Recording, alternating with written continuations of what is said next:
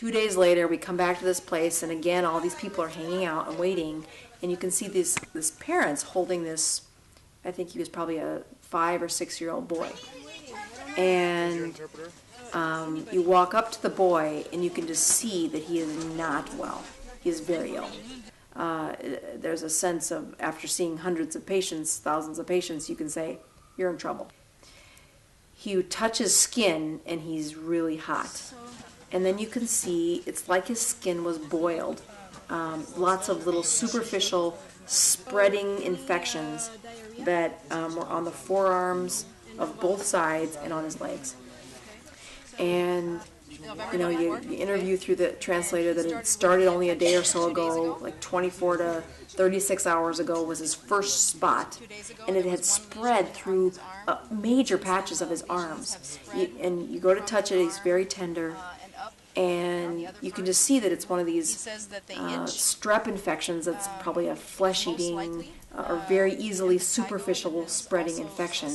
But because it's gone so long out of treatment, he's toxic. There's infection in his blood pressure's low, he's able to communicate, but he's just very ill.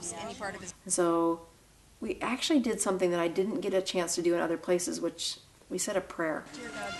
And I was really impressed with how much the community all could see this kid was in dangerous trouble, and how much praying got everybody's attention. And then we go to say, okay, we need to get this kid to a hospital. I know it's really emotional when you see your own kid that's sick, but we needed to give the kid 2 shots of an antibiotic so that he could have those antibiotics working between now and the time we could get him to the hospital.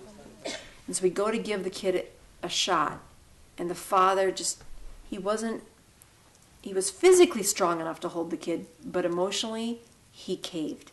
And so he was supposed to hold the kid's leg, couldn't hold it, the kid moved, blood goes everywhere, and of course, I think of protecting everybody by covering up a needle that's just been in another person, and there's blood everywhere because he moved while we were trying to give the shot.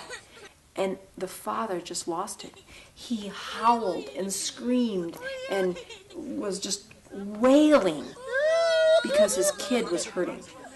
And to watch him suffer. And then to watch the trickle effect of what happened to my team.